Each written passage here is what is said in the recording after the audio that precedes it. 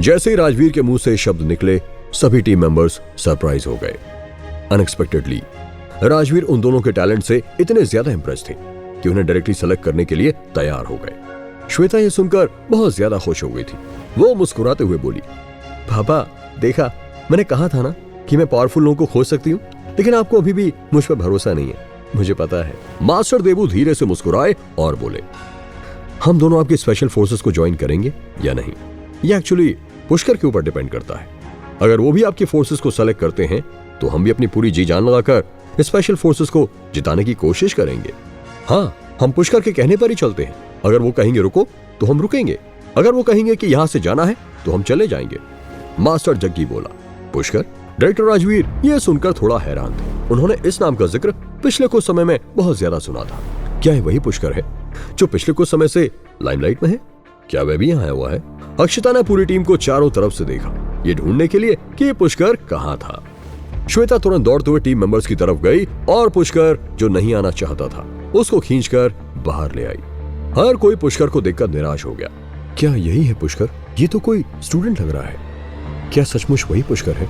लोग तो कह रहे थे कि पुष्कर एक बूढ़ा आदमी है जिनके सफेद बाल हैं। राजवीर, यही सचमुच में पुष्कर है और हम दोनों उनके सामने पहले ही हार चुके हैं। पुष्कर को बाहर आते हुए देखकर दोनों मास्टर्स तुरंत सीधे खड़े हो गए और दूर से झुककर सलाम किया और रिस्पेक्टफुली बोले, हम दोनों पुष्कर को अपना गुरु मानते हैं। राहुल ने उम्मीद नहीं की थी कि जिस लड़के को उसने कुछ समय पहले धमकी दी थी वो असली पुष्कर होगा। राहुल ने तुरंत मुस्कुराते हुए कहा, क्या सचमुच यही पुष्कर है? मैंने तो सुना है कि पुष्कर एक बहुत ही ताकतवर इंसान है, तो क्यों ना हम आज के चैलेंज में इसकी परफॉर्मेंस भी देख लें। अगर कोई भी इसका ओपोनेंट बनने को तैयार नहीं है तो मैं आकर इससे दो हाथ कर सकता हूँ। क्या तुम सचमुच पुष्कर को चैलेंज करना चाहते हो? श्वेता का चेहरा इस वक्त मायूस हो गया था। पूरी भीड़ में सवाल करने वाली वो पहली थी। अक्षिता ये सुनकर मुस्कुराई और बोली, मेरी प्यारी बहन, तुम यहाँ पर थोड़ी गलत हो। राहुल नंबर 1 कैंडिडेट है और यहाँ पर वह पुष्कर को चैलेंज नहीं कर रहा है, बल्कि पुष्कर को उसका सामना करना है। मैं हर किसी को नहीं सिखाता हूँ, पहले उसे टेस्ट पास कर लेने दो। अगर उसकी ताकत 1000 किलोग्राम पंच करने की नहीं हुई तो वो मेरे सिखाने के काबिल ही नहीं होगा। Shweta, I am sorry to disappoint you. Pushkar आगे बढ़ा और उसने टेस्ट मशीन पर एक मुक्का मारा। मशीन पर तुरंत नंबर की कैलकुलेशन होने लगी और अचानक मशीन 200 किलोग्राम पर रुक गई। जब सभी ने इसे देखा तो वह जोर जोर से हंसने लगे। अरे केवल 200 ही नंबर आया, 201 कर देता, शगुन हो जाता। अक्षिता ने भी ये देखकर अपना सिर हिलाया। इतनी ताकत के साथ तो ये यहाँ पर मैच देखने के लिए भी क्वालिफाइड नहीं है। डायरेक्टर राजवीर ने भी श्वेता की तरफ डिसअपॉइंटमेंट के साथ देखा।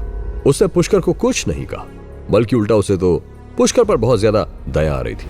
पुष्कर ने अपने कंधे झटके और चुपचाप चलते हुए एक कोने में खड़ा हो गया। जब दोनों मास्टर्स ने पुष्कर को जाते हुए देखा तो वो भी तुरंत चलते हुए बाहर निकल गए और एक कोने में खड़े हो गए। बस बहुत हुआ, क्या तुम्हें दिख नहीं रहा कि यहाँ पर क्या हो रहा है? पहले ही तुमने सबका बहुत समय बर्बाद कर दिया है। जब ये पूरा इवेंट खत्म हो जाए तो दोस्तों को लेकर इस वेयर हाउस से तुरंत निकल जाना। डायरेक्टर राजवीर ने अपना हाथ गुस्से से हिलाते हुए श्वेता को वहां से जाने को कहा। इस वक्त मैदान पर फाइनल चैलेंज शुरू हो चुका था। श्वेता ये सब देखकर लगभग रोने ही लगी थी। वह गुस्से से पुष्कर को देखते हुए उसके पास आई और चुपचाप बैठ गई।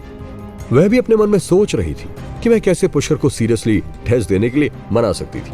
पुष्कर, तुम मेरे साथ ऐसा कर सकते हो? तुम बहुत बुरे हो।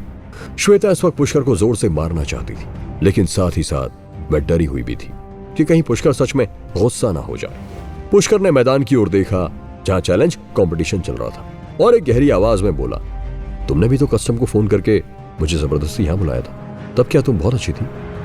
और वैसे भी तुमने मुझे केवल यहां किसी से मिलने के लिए बुलाया था, है ना? अब मैं जब उनसे मिल चुका हूं तो मेरा वादा पूरा हुआ।